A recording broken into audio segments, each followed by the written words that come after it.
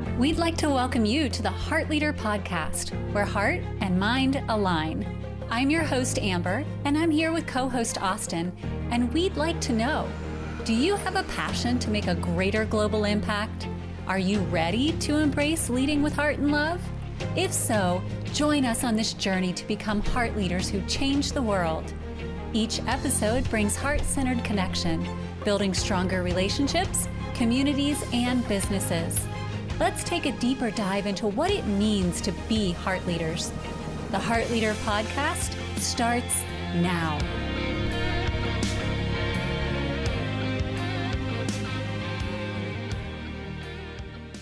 Hi, and welcome to the Heart Leader Podcast, where heart and mind align. I am your host, Amber, and I am here with co-host Austin, and we are kicking off the month of vulnerability.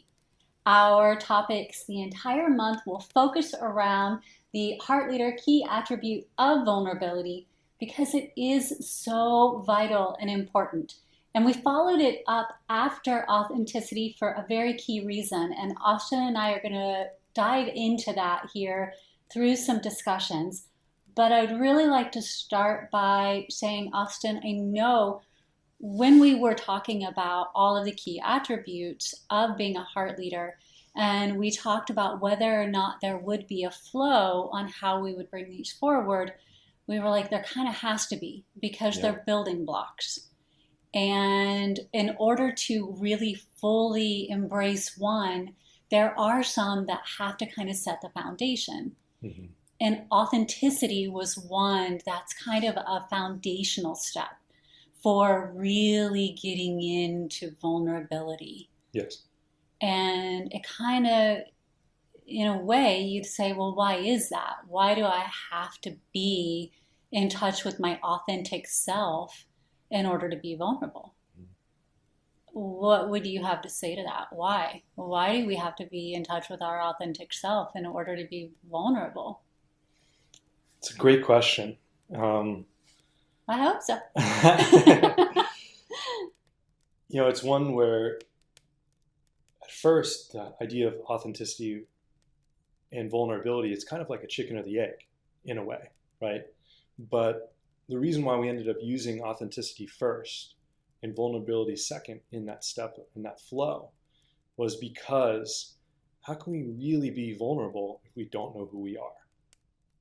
Otherwise, we're creating a facade or an idea of what vulnerability is.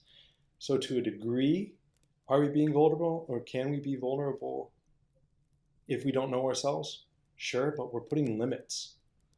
And so we can't truly understand the actual vulnerability of who we are, why we are, or the depth of that vulnerability until we fully understand ourselves. That's the connection point. Yeah. And ultimately, when we talk about vulnerability, at least for me, there are defined definitions of what vulnerability is, obviously. But to me, when I hear the word vulnerability, what it brings up for me is that I am, as you said, being my full authentic self, at least the way that I know myself authentically right now. In my personal life, in my professional life, in my social life, I am showing up and I am not fearing that people are going to see me for me. So I don't need to protect myself. I don't need to fear that someone is going to hurt me for being myself or for embracing what makes me the unique aspect of the soul that I am. And so there is no longer this need for protection in society or in my life. That doesn't mean I'm not cautious, right? Because there's always a need to be mindful and cautious. But this whole need to protect ourselves, to always be on the attack, to always feel like we're fighting something, like that fight or flight is constantly kicked in. Instead, I can fully love myself And that opens me up to fully love others. And that's in every aspect of my life. It isn't just in my personal life, it's in my professional life. Because the moment our team knows that we truly care about them, then they truly care about us. And it creates this strong foundation for a team that will always be there, even if they move on to other careers, even if they move on to other things, they're always coming back. And that starts from authenticity, because I know myself, and then I consistently show love from that authentic place. So well said. That really works personally, professionally, and collectively. Yeah. And I feel like you hit a really important part in there. I mean, among many things in that were very important. But one that really stood out to me was you said a strong foundation. And I feel like, even to dissect it even more, the word strong is really important. I feel like there's a massive misconception that vulnerability equals weakness. And so if we can start flipping the script on that and recognize that vulnerability is actually, in truth, strength, then we can really understand who we are personally, professionally, and collectively. Because it takes strength to understand who we are. It's easy to put up a facade and pretend to be something else, pretend to be someone else, pretend to be anyone or anything around us. True strength is in understanding self, because no one's ever done that before. No one's ever has. We talked about this in authenticity last month, right? Yeah. No one has your perspective. No one has the life that you lived. So it takes strength to be that, to witness that, and connect with that within oneself. Yeah, it really does. And I know, speaking from a career that I once had, where the way I looked was product, right? Mm-hmm. And so I would either be accepted or rejected often just based on what I looked like. Like, they didn't even know me. They knew nothing about my life. I would walk in, and it was either you fit the look, you don't fit the look, you need to do this or do this or do this. And if I wasn't cautious and not letting that shift my authentic self, but vulnerable enough to go in and say, I'm presenting myself as I am, it either aligns for you or it doesn't. And if it doesn't, it's okay. Mm-hmm. But I'm not changing who I am, because it will work for someone else. Mm-hmm. And so there is a strength that comes from that. When I first started in that career, I did not have that strength. I would come home after every rejection, and I would cry, and I would be heartbroken, and I would feel like it was a personal slight on a professional response. And so that's how I feel like sometimes we do allow our vulnerability to start to impact our authenticity, so it can go backwards. And we can start to go, oh, let me then instead turn into what they want me to be, so that I can fit into this career, or I can fit into this role, because I don't want to hurt the way I hurt when somebody rejects me like that. It almost sounds like, well, first, thank you for being vulnerable and sharing that story. That's important, because I'm sure a lot of people can connect with that in many, many ways. I mean, that's very common, sadly, these days. I mean, when it comes to professional or even dating apps, I mean, it's all centered around what you look, not who you are. And, it's all swiping. And so I can almost guarantee anyone listening to this right now has had some version of that. So I appreciate you bringing that forward, finding a connecting point that we can all understand. But I feel like what I heard from what you were saying, which is something I actually hadn't really viewed it from this perspective, and maybe we can, I'd love to get your perspective on this. We talked about how things like authenticity and vulnerability can be tools or weapons. Yes. And I hadn't thought about that. and where vulnerability could be almost, in a way, could be used as a weapon because it's accessing our insecurities. Yes. And so how does someone differentiate insecurities and vulnerability to recognize that, no, this is not a weapon that hurts oneself, but how do we turn vulnerability into a tool that can create strength within oneself? Yeah, and it's a really great opportunity to highlight our insecurities. So if we look at it that way, and that's how I had to go about it. So each time I would get a no, you're underweight for the role. No, you're overweight. No, you're too tall. No, you're too short. No, you're not pretty enough. Like, it was always about my appearance. And so growing up, very insecure about my appearance, which I know a lot of people kind of navigate through that layer of insecurity. You know, it might not be your whole appearance. It may be one aspect or two aspects of your appearance. But if you're going to put yourself into a position where you are the product, you better be ready for that nerve to get struck over and over again. And in the beginning, I definitely wasn't. But what it created for me was an opportunity to stand back and be in witness of my insecurities. And it could either take me down, or I could use it to say, okay, so then how am I going to embrace that part of myself?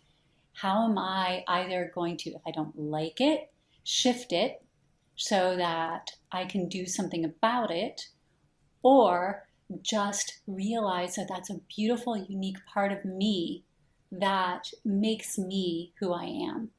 And that role that I was going for may not have desired that, but there will be one that'll be a perfect fit for. And so I just need to find where my part of the puzzle clicks in. And I think that that's a tool that we can all use, where instead of thinking that we need to fix something about ourselves, because it's not broken, maybe it could be adjusted to help us feel more comfortable, or maybe it doesn't need adjusted. Maybe it doesn't need anything. We just need to learn to find the beauty that's in it. You know, there's always room for growth and expansion. But to change something, to feel like, oh, that's just broken and we need to change that, then that's taking away part of our authenticity. Because that brought us to the place where we could even observe that there was something to shift in the first place. And so we need to honor the beauty and what got us there first, and then choose to shift it instead of feel like it's broken and needs fixed. So that's where I think being vulnerable can help greatly. Excellent. Yeah, that makes a lot of sense. That's a great way to differentiate vulnerability and insecurities. That the tool of vulnerability is taking a step back, as you're saying, and witness or be an observance of the experiences that you have, which are insecurities. And from that place, we're actually seeing ourselves, and we can say, okay, I can overcome that and find the strength in that. Or I can allow that to determine my identity, and I can lose myself through that process. So I really like that. I think that makes a lot of sense. Yeah. Well, and I know we just navigated through kind of a very vulnerable thing for me recently. I'm not always the best at asking for help. So if we're going for vulnerability and me being vulnerable here, I'm going to go all out here. Right. I am not the best at asking for help or even receiving it. And so I have placed a lot of focus on navigating through that recently. And as my partner, I came to you and said, hey, I'm navigating through this. I'm going to be very vulnerable here. I could really use your help in this area. And then, bam, I was met with something that I honestly did not expect. not an uncaring response, just an unanticipated response. And I know when we are being vulnerable, sometimes we have expectations of the outcome. Right. And that can send us right back into protective. Right? And so when that happened for me, because that is exactly what it triggered, I was vulnerable and I'm like here, and then you had an unanticipated response that kind of sent me back into, oh, I need to be protective because that was not what I anticipated. What was that like for you on the receiving end of that? If you're willing to be vulnerable and share, because it happens. It just. It was a good opportunity for me too. I feel like we unintentionally set each other up for that, where when my response was not received as I anticipated, then we had the same experience, just in two different ways. And so, it kind of reminded me a lot of what you and Reverend Poole were talking about, where sometimes when we're communicating, we all of us have this. Sometimes we talk, and then we're already thinking about what we want to say, and sometimes we'll even set ourselves up. We'll ask a question, not to hear someone else's response, but just to be able to hear, just to show that we know something about the subject, or hey, I've done it myself. I understand, like, not like seeking to be intentionally crafty by any means, but just maybe triggered by an insecurity. And in a way, what you're presenting is that when we have these conditions, it's almost like an emotional version of that, where we're setting ourselves up. When we have that kind of expectation, we're setting ourselves up to pull back to where we feel comfortable, which is protection mode. And so it was a good opportunity for me to recognize, okay, where personally in my own ego is this coming up? Why? When I know in my heart that, hey, if I respond in a way that I thought was loving and caring, but it was not received as such, how can I step out of my own self to recognize that when my partner, or in essence, anyone, is seeking that type of vulnerability, it's not about me, it's about them in that moment. And so how can I get out of my own way to be there for that person, for you? Because later in the conversation, once your request has been addressed, I can always circle back. It doesn't have to be right now. That is another expectation in and of itself, is that we expect an immediate response or immediate result. Yes. And so we're just putting expectation on expectation upon expectation. And eventually we're just setting ourselves up for failure in that sense. So if we can pull ourselves back from that, respond as best as we can, but genuinely from a place of, am I actually hearing what this individual is saying and what they're requesting? And am I answering it as best as possible? And if not, seek to understand, and then circle back later and understand why the response that was given was not received in that way, to help for future communication. Yeah. So it's almost as though there's a need to meet my request, my vulnerability with vulnerability. Sure. Because where it was coming from was that strength and yes and oh, and I'm being vulnerable and opening up. And so when vulnerability gets met with that, it's almost overwhelming. Like, wait a second, whoa. So not that there isn't a need from me who's being vulnerable to let go of expectation, because true vulnerability is about letting go of expectation. and just opening up, and whatever comes back, allowing that. Not that there aren't boundaries. And I feel it is very important for us to discuss the difference between letting go of expectation and not needing to be protective so that you can be truly vulnerable, but honoring boundaries that allow you to feel comfortable in the exchange.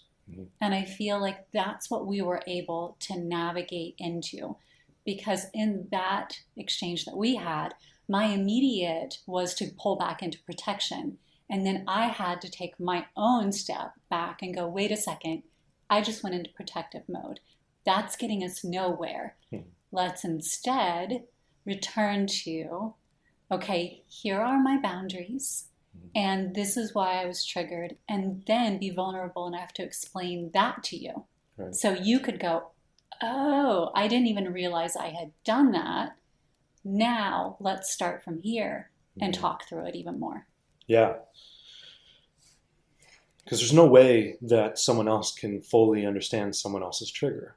If we don't know it's there, it's not like we're in, maybe sometimes people are intentionally, but when we're not intentionally doing it, then it's kind of in a lot of ways out of our own hands.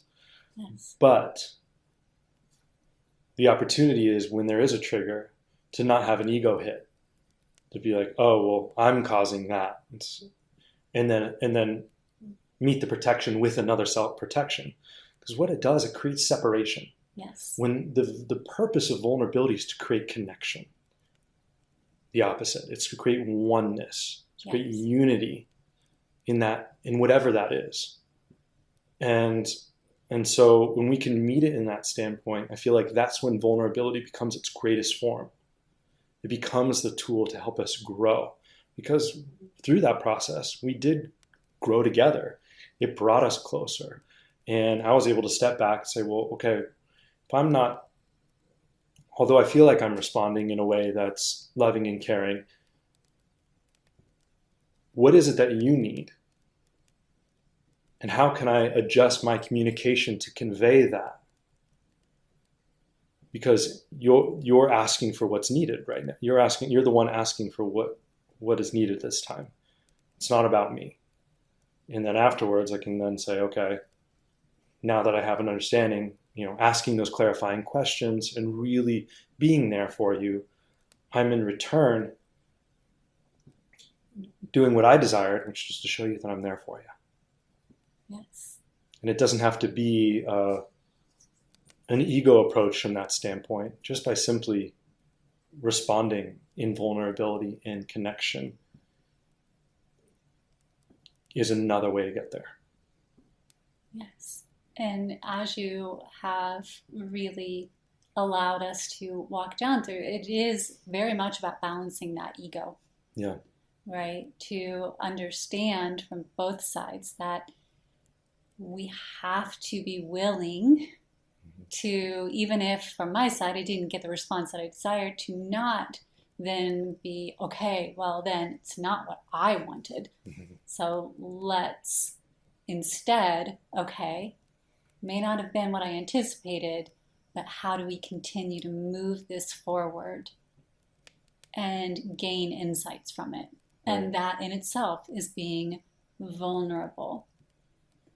And that's incredibly helpful, again, across all avenues in life. Because inevitably, yes, you're going to run into that in partnerships. You're going to run into it in friendships. And you can't consistently walk away from every friendship just because you don't align. And you're going to run into it in business a lot. And so how do you have effective conversations that are vulnerable and authentic? And that really and truly sets up for how it's continuing to kind of take those steps back and be mindful about, okay, am I being triggered in the conversation? Am I placing expectations on how another person should respond based on what I think? And have I firmly communicated my boundaries so that if someone has triggered me, they're aware and they can make a choice based on awareness instead of they should just already know that. Because no one's going to just know that. No. How would you effectively communicate the difference between conditions, expectations, if that's in one category, and personal boundaries? As you just said, it's really important. There is definitely a misconception, a misunderstanding. And so sometimes we want to go so far on one side, flip to the other, and we don't realize that, if we're so focused on love, then we let someone completely trample over us, right? And we're like, well, I'm being vulnerable. And then we're ending up hurting ourselves through that process. Yes. And then on the other side, we want to be vulnerable, but the reality is we end up just putting up a wall and just say, no, we're not going to let anyone in. Yeah. And then that becomes more like, hey, that's a condition. Yeah. And so it can be seen in that way. So beautifully right in the middle is this opportunity to share personal boundaries. Yes. Would you mind sharing a little bit about that and how they differ from conditions? Sure. And again, this is based on my perception of it and how I've utilized them. So there may be differing perspectives out there, and I honor that. But for me, the way that I've always used them is expectations and conditions are expectations more than conditions, but expectations are very fluid. Like they just pop up within different circumstances. So you have expectations of how something will result based in the circumstance you're in. And it's based very much on our life conditions, right? Anything that has happened in our past kind of precipitates how we expect things will happen in the future. Conditions are setting parameters for each one of those situations. So situationally, we may start setting conditions. Like if I'm going to date, then it has to be under these circumstances and in this way, and here are my conditions around the dating world, since we were talking about swiping in the apps, right? Yes. And so we've established conditions where personal boundaries are very much about what I'm going to allow into my life. So it's more solid. It is set. It's kind of your guideposts for how things will enter into your energetic and your physical world. So one of them that I have for myself is I will only receive communication that is respectful and that I feel will move us forward. And if it is disrespectful and not engaging in forward movement, then I know that my guiding principle, which is how I'm going to engage outward, is to either redirect it so that it does flow in that form, or to remove myself from the conversation. That way, I'm not spending a lot of my time and a lot of my energy in conversations that are only going to drag me down. Because I have a limited amount of time on this earth. And it's not that I don't appreciate challenging conversations. Challenging conversations are great. We don't always have to agree, but they can be challenging and respectful, right? Yeah. And so that to me is a personal boundary, because I know whatever situation I go into, that is a constant. It is always there, ever present, and it's something I can communicate to everyone. Actually, if you go out on my Facebook page, you'll see my guiding principles and my personal boundaries. Right. I make certain everyone knows that this is how I choose to engage in life. I update them when needed, but they're pretty constant. It's a beautiful example. I feel like something to kind of add that cherry on top, if you will, is that if you take love, for example, which is a really important area when it comes to vulnerability. That's where a lot of people want to automatically protect, right? When we have conditions, then we're adjusting how much love we're sharing. But when we are holding our personal boundaries, it's not adjusting the love. It's adjusting how we interact through love, with love. And I feel like that's such an important part that is hard for everyone to understand, because I know I struggled when creating my personal boundaries at first. I was like, well, I don't understand how they can be, why are they not connected? And the reality is that love doesn't have to be limited. Experience can. Yes. We can still be extremely loving and love someone else and still hold our boundaries. And that's our way of feeling and being strong in who we are. That's us honoring our authentic self, being vulnerable, having strength in our vulnerability to express that, and then still being the loving being that we are by loving them, that person or those individuals, for however they choose to respond to that or receive that in any way, shape, or form. Sometimes, in many ways, it's a great litmus test. Because if we're willing to share it and someone in our life isn't, that's a good way to know, well, does this person really love me for who I am? Are they honoring my authenticity? And is this someone that I truly desire to be around if they're not honoring who I am? And that's a tough question to ask. I mean, talk about being vulnerable, especially when it's someone you care about or someone you've been around for a long time. Mm-hmm. When you have that realization of authenticity and that vulnerability, and you recognize that maybe someone close or people close to you haven't been seeing you in that light or responding to you in that, it's definitely it takes strength to truly love oneself, to say, this is not how I desire to be treated. Yeah. Well, and I know that in what you're saying, just to be clear, it Sure. isn't that you begin to start navigating people out of your life who aren't willing to allow you to be your authentic self. Great Once clarity. you start to begin to be vulnerable with them and allow them to see you, I think it's only natural that many people will be like, hey, this is the first time I'm actually seeing you. Who are you? What is going on here? Because there is kind of a growth period that happens where if you're embracing your authentic self, then you're starting to be vulnerable enough to show up as that authentic self. It's only going to be natural that people who have never seen this side of you, because you've kept it hidden away, are going to be a little bit confused about where this whole new you came from. So giving them time to adapt and allowing them to be vulnerable and share with you hey, it's utterly confusing me because the you that I knew didn't do this before, so help me understand.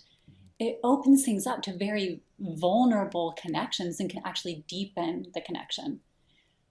But if they don't cross that threshold, if there just isn't an alignment, once you begin to really exchange in that way, then there is also a level of vulnerability that could occur where you just decide that, hey, I was pretending to be something I wasn't in order to fit into your world. And now maybe I was just not meant to be there.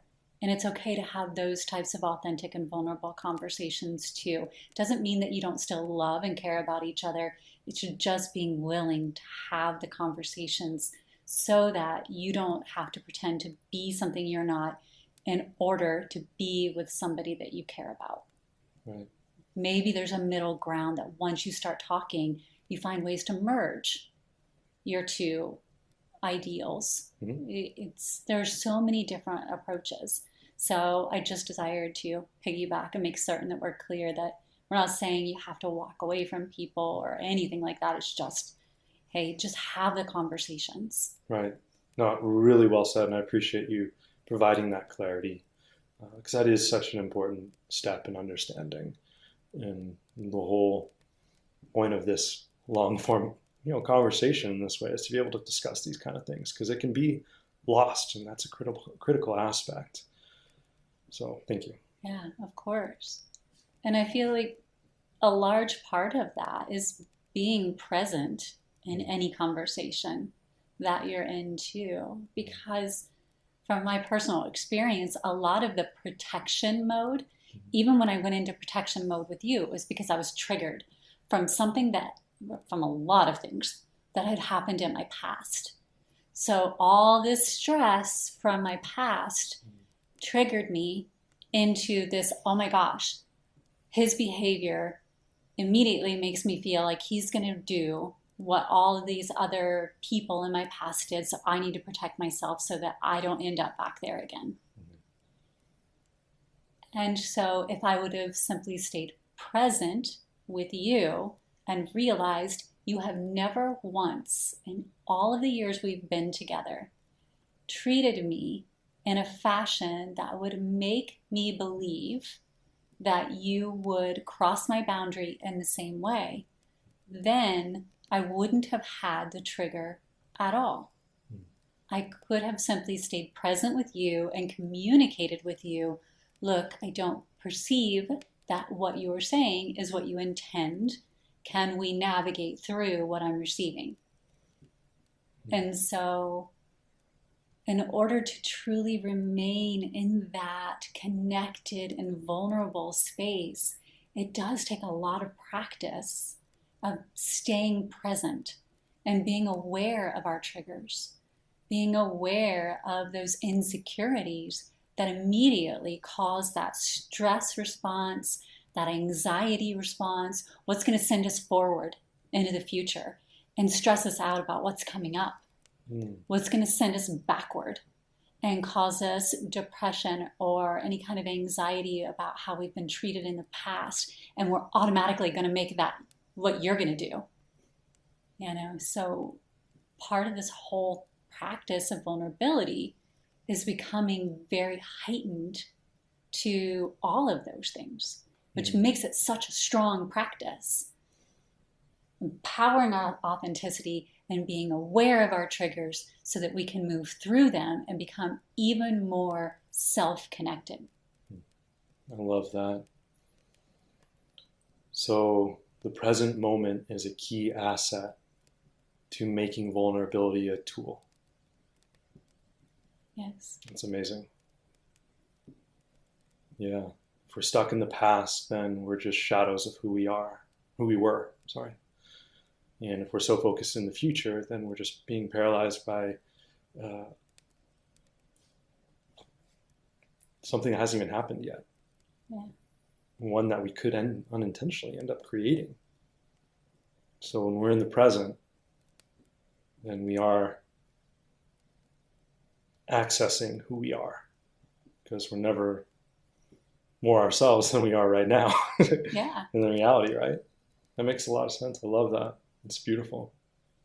Yeah, and the only way to build our future moments is by being right here now, because these are the building blocks that are going to kind of build out whatever our future is.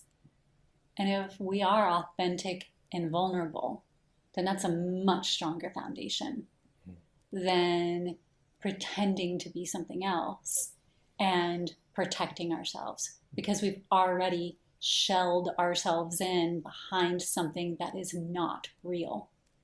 And so how are we going to truly build a future from behind a false front? It's just not possible. Right. No emotional fight or flight. And how can we really protect ourselves against something that doesn't exist? That's just a lot of expended energy with no return. Yeah. You're fighting the wind. Yeah. And so it's interesting. as we're talking about this we've talked a lot about it with the personal and emotional side of it, which, I mean, practicing at home is the key element. If we can do this in our personal lives, then it's a lot easier to take it into a business structure or into our communities or even globally. Mm-hmm. So when we talk about expanding out, where do you have experience, or where would you say, if you were giving someone advice to take it to the next level, take it out from home and move vulnerability into other parts of their life, where would you tell them to go next? I feel like this brings up the second part of why vulnerability is strength. And I would really like to elaborate on this. And that's that vulnerability is strength because it creates oneness. It eliminates separation. When we are vulnerable, it taps into love. Love is the strongest energy in the universe. It transcends time, space, culture, tradition, you name it. It is actually the bedrock, the foundational energy of all of that. And so when we are being vulnerable and we're tapping into that, then we are actually accessing the strongest energy. So that is why vulnerability is strength, not weakness. It was such a mind-blowing understanding to recognize that we are being, because we've been taught, especially as men, right, that being protective and kind of being, that's strength, and not showing weakness. Protect my family. I'm going to protect everything. Yeah. Exactly. Not being vulnerable is strength. But if we're getting further away from the strongest energy in this universe, then that's not true strength. That's, again, a facade. That is ego. Mm-hmm. And so when tapping into vulnerability and accessing that strength, that love that is within every single thing in this universal structure, it's from there that we can create that bridge where there was otherwise perceived separation. And we can have compassion and empathy and connection. And that's what builds that unity. That's what builds that oneness. That's what completely eradicates the illusion of separation. And we recognize that we're all the same, having different experiences. Yeah. And that's such a beautiful energy to just be in. That's why vulnerability is such a life-changing tool. And the reason why I wanted to state that is because from that position, from that understanding, there's limitless possibility. You are releasing expectation. You are releasing condition. You are releasing the idea of other. Mm-hmm. And you are embracing love to its fullest extent, and you are living in the unconditional. From there, whether it's personal, professional, collective, it's all possible. So when you talk about releasing conditions and then you talk about business, I know as somebody who has been in a business world a lot, that immediately my first response is, well, wait a second, I have to have conditions and parameters in my business, or my business is going to crumble. I have contracts that are going to have terms and conditions. There have to be terms and conditions around employment. And so how can you be vulnerable in business and still honor the fact that conditions are necessary. Kind of seems like you're in a no-win situation if being vulnerable means no conditions, but I have to have conditions in order to run an effective business. So are we saying that in order to be vulnerable, you never have conditions in order to set up a structure that requires them? Or are we saying something different? Just so we can be clear. Sure, it's a great point. I genuinely feel we're saying something different than that. But how? That's a great question. Just like there are personal boundaries and guiding principles on the individual, there still can be the same for the business. What is a business but forming from individuals? And so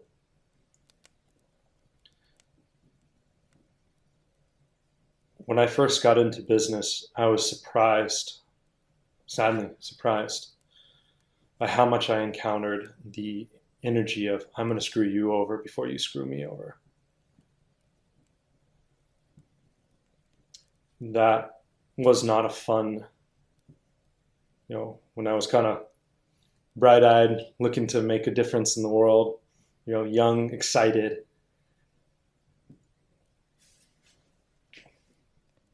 It was hard to be met with that. And then the questions, how do we continue to evolve? How do we innovate? How do we make the world a better place if that is the energy? To me, that's a condition. If you do this, then I'll do this. And that's not what we're talking about. We're talking about evolving from that, shifting from that, recognizing that we can still be loving and conscious and aware in how we approach things, while still having logical boundaries on how they will be executed. But again, it goes back to clarity of communication. If they're communicated up front and all parties are understood, then it's no longer a condition, it's an agreed upon understanding. Yes. Then there's no BS. There's no shadiness. There's none of that negative energy that pulls other people down to lift oneself up. If we do that, then all we're doing is just hurting ourselves. When we recognize that there's opportunity for wins all around, then it's no longer about conditions. To me, that is living in that love, because you're seeing them and they're seeing you. That is vulnerability in action.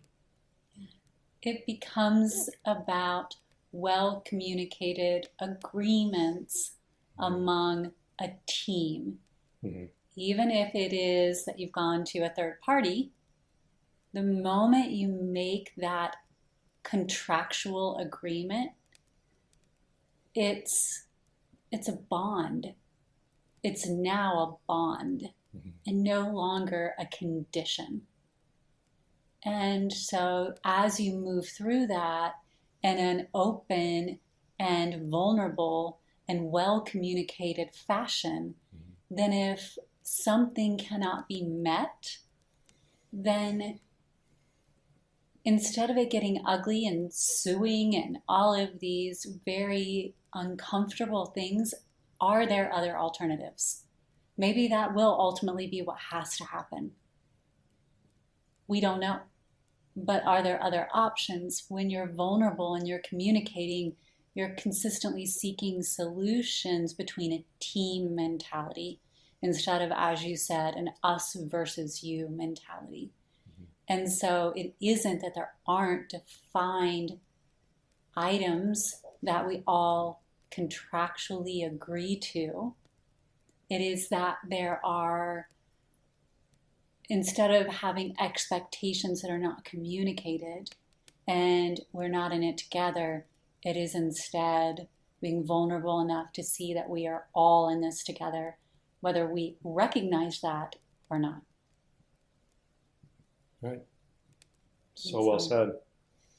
And just as it is on a personal level, in a business level, starts from the inside to the out, as we've discussed prior, right? Yeah. Start asking, how can we be vulnerable as a team within the company first? Because from there, then we can understand how to be vulnerable in a team outside of the company and create connection through that. Yeah. The most successful organizations I've ever seen have all been about team, connection, understanding, and being all on the same playing field. They all understand what's going on, and they all benefit together. And the same goes for communities, right? So I was fortunate to be part of a very small little community when I lived in Ohio. It was the sweetest little community. And we were all always on the same page. We were constantly keeping each other informed of what was going on. And it was always about being there for each other, vulnerable, transparent. If somebody was sick, we would figure out how to bring things to the individual that was sick, but first the person had to be vulnerable enough to say, hey, look, I'm sick and I could really use help from the community. That's something that's fading, at least where I have lived most recently. It isn't as though we're in a community where people are reaching out often and saying, hey, I'm sick, I could really use the community rallying and supporting us. Mm-hmm. But that doesn't mean it's gone forever. Mm-hmm. It is still a possibility if we would ever choose to do that. These are the things that once we start to build it within our own little spaces, then we can begin to ripple it out. The ripple effect works for everything, right? You get it solid within your space, and then you can start to build it out. And it can ultimately end up impacting our overall approach to living across the entire planet. Right. So what you'd like to see around you, start first with yourself. Yes. And that is the pretense of being a heart leader. Right. Right. As we wrap up here, what do you feel? I'd love for you to elaborate briefly on vulnerability as a heart leader. Yeah. So a heart leader is just someone who leads from the heart in any form in life, whether that's being a parent or a friend, leading their own lives. They're just leading from that heart-centered connection and then engaging the mind and thought and awareness. And so when we do that from that space of vulnerability, then we begin to have that empathy and that willingness to, even for ourselves, give ourselves grace, right? Because often we're so hard on ourselves and we're our own harshest critic. And so as we were talking at the beginning, when those insecurities come up and we're observing our insecurities, then from that space of vulnerability, we can have compassion for ourselves and say, okay, as someone who is leading with heart and then engaging intellect, I can understand why I felt that way, but I also understand I have a choice to feel something different. And then as I practice that for myself, I can engage that for others. I can, from a vulnerable place, understand where I may have triggered you. And then have compassion and empathy. It's beautiful. Vulnerability really is our way of accessing empathy and compassion, and our way of showing others that they can be seen and to open the door for others to see us. Thank you all so much for being here with us today as we really discuss what it means to be vulnerable and how vulnerability is true strength through love.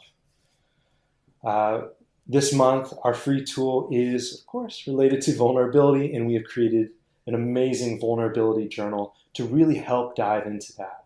And it really kind of discusses everything from your spiritual life to your personal life and all aspects of self. So when you're diving into vulnerability, you can start to understand where in the different parts that make up you, you can really understand vulnerability at all levels of who you are. And from that point, you can start to really connect your authentic self through vulnerability. And then that can bring us on to the next one, which we will discuss next month. But yeah, again, free download. And so there's a link down below. And also, we have this incredible new membership portal called the Heart Leader Toolbox. It's all completely free. It's really everything, all the podcasts every week get uploaded into there, and a bunch of free tools are all accessed in there, and a bunch of bonuses just because we love you. So thank you, my love. Amazing, amazing conversation. I truly appreciate you. Thank you for showing your love, your vulnerability today. And everyone who listened today, thank you so much for joining in, and we love you. We'll see you on the next one.